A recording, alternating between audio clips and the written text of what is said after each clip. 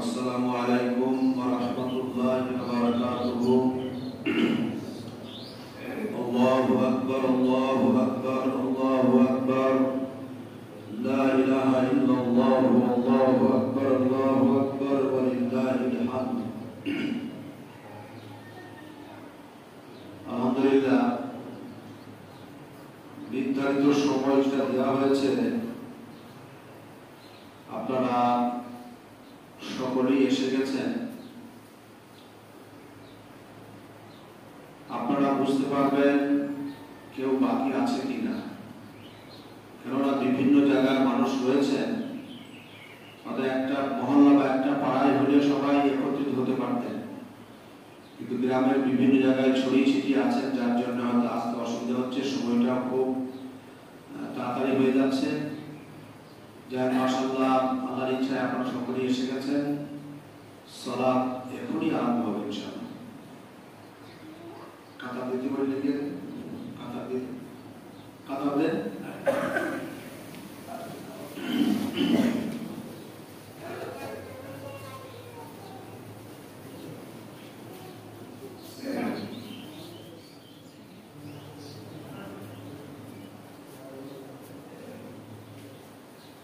এই ছবিটা নিয়ে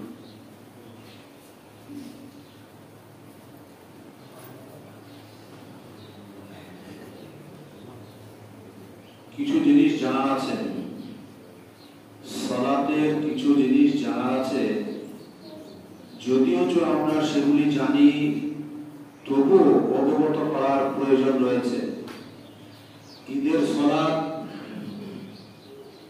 7-5-12 তাকবীরের হবে। পরে দোয়া সানা করা হবে, তারপরে 7 তাকবীর পর পর দেওয়া হবে ধীরে ধীরে। তারপরে সূরা ফাতিহা এবং একটি সূরা পাঠ করা হবে, যেমন ভাবে রুকু সিজদা করা হবে। দ্বিতীয় রাকাতে উঠে 5 তাকবীর পাঠ করা হবে। কেউ দুটোই পদ্ধতি আছে, হাত তুলতে পারেন, নাও পারেন, নিষেধ নাই। কালকে একজনা তর্ক করছিল যে তাকবীর পাঠ করার সঙ্গে সঙ্গে হাত উত্তোলন করতে হবে না। হাদিস দুটোই আছে, সহিহ দুটোই। সেই কারণেই আমরা দুটোর প্রতি আমল করি, যেহেতু আল্লাহ রাসূলের বার্তা রয়েছে। সেই কারণে আমরা কি করব, রফলি আদায় তাকবীরের সাথে সাথে করব। কেউ যদি মনে করি করবো না, করবেন না। সালাম ফেরার পরে খুতবা পাঠ করা হবে, যেগুলি আমি এসে আপনাদের মসজিদে দেখলাম যে ঈদের সালাতের পূর্বেই মসজিদে কেউ ঢুকে সালাত আদায় করছেন। এটা কিন্তু একবারে আদেশ নাই কখনো। হয়তো আপনারা বলবেন যে আমরা মসজিদে এসেছি, তাহিয়াতুল মসজিদ পড়ছি, যেহেতু এর কোনো প্রমাণ নেই, যার জন্য আমরা যদি নিয়ত করেন তাহিয়াতুল মসজিদ ঠিক আছে, সেটা প্রতিনিয়ত হতে হবে। আপনি অন্যান্য সময় আসেন, সালাত আদায় করেন না, তাহিয়াতুল মসজিদ পড়েন না, আর খাস করে ঈদের ময়দানে আসলাম আর তাহিয়াতুল মসজিদ পড়লাম, এটা ঠিক নয়। যদিও ঈদের নামাজ বা ঈদের সালাত ময়দানে পড়া দরকার ছিল, কিন্তু আমাদের জায়গার সংকুলান নাই, যার জন্য আমরা মসজিদে পড়তে বাধ্য। সালাত আরম্ভ হচ্ছে।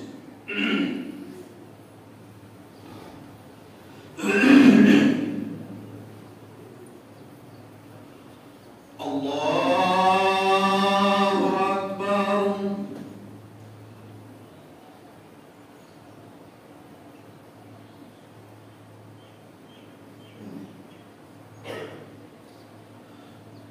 আল্লাহু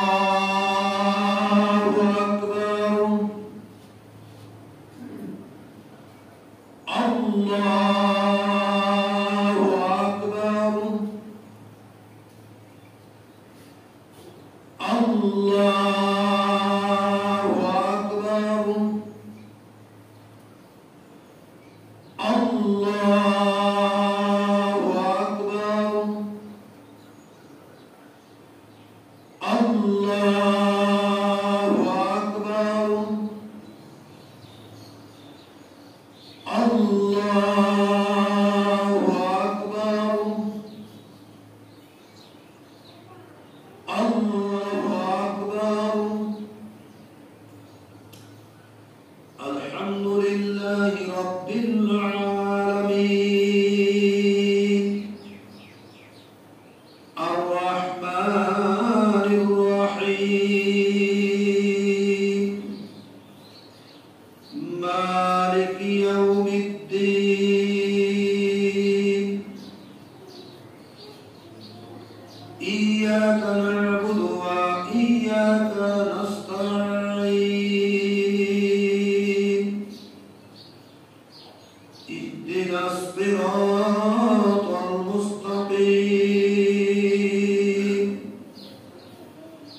صراط الذين أنعمت عليهم غير المغضوب عليهم ولا الضالين.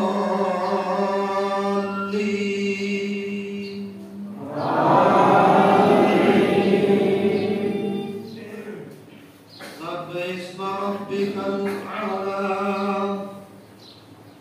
الذي خلق فسوى والذي قدر فهدى والذي أخرج المرعى فجعله غثاء أهوى سنقرئك فلا تنسى إلا ما شاء الله إنه يعلم الجهر وما يخفى ونيسرك لليسرى فذكر إن نفعت الذكرى سيذكر من يخشى ويتذكر نشكرا ثم لا يموت فيها ولا يحيا قد أفلح من تزكى وذكر اسم ربه فصلى بل تؤثرون الحياة الدنيا والآخرة خير وأبقى إن هذا لفي الصحف الأولى صحف إبراهيم وموسى. الله أكبر.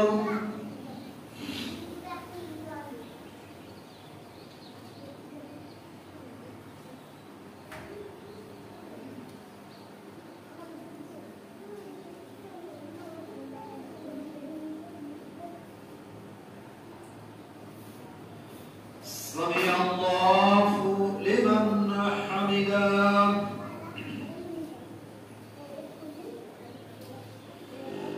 الله أكبر.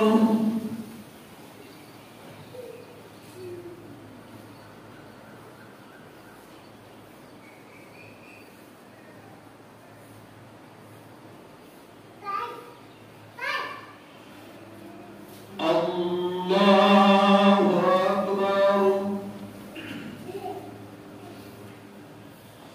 الله أكبر.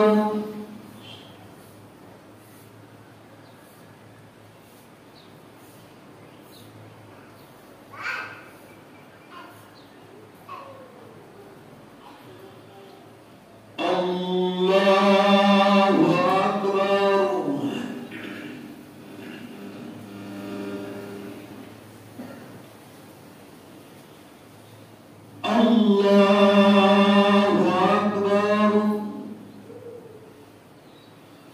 الله أكبر. الله أكبر. الله أكبر. الله بالعالمين الرحمن الرحيم مالك يوم الدين إياك نعبد وإياك نستعين اهدنا الصراط المستقيم صراط الذين أنعمت عليهم غير المغضوب عليهم ولا الضالين.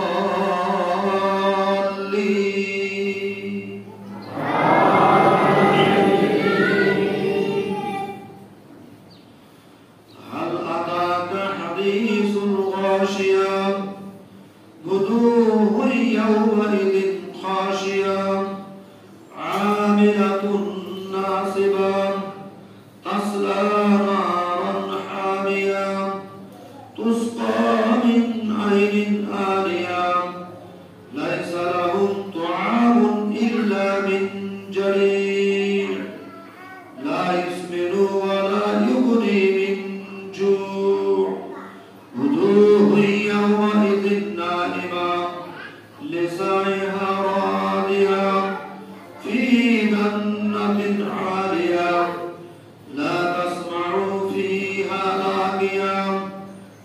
فيها عين جارية فيها سرر مرفوعة وأكواب موضوعة ونمارق مصفوفة ونرابي مبثوثة أفلا ينظرون إلى الإبل كيف خلقت وإلى السماء كيف رفعت وإلى الجبال كيف نصبت وإلى الأرض كيف سطحت فذكر إنما أنت مذكر لست عليهم بمسيطر إلا من تولى وكفر فيعذبه الله العذاب الأكبر إن إلينا إيابهم ثم إن علينا حسابهم. الله أكبر.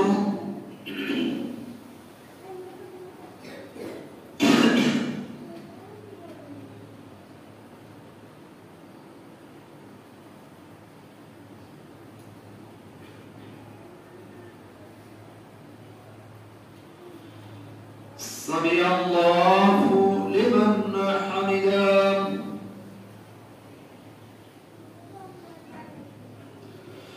الله أكبر.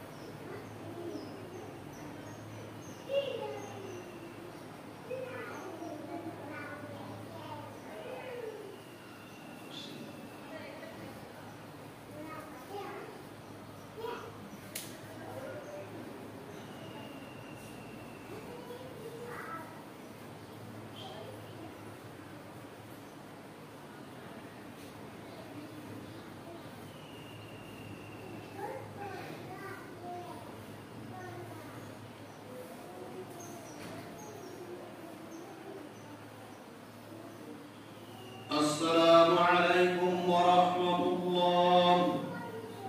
السلام عليكم ورحمة الله. الله أكبر الله أكبر الله أكبر لا إله إلا الله الله أكبر ولله الحمد. الله أكبر.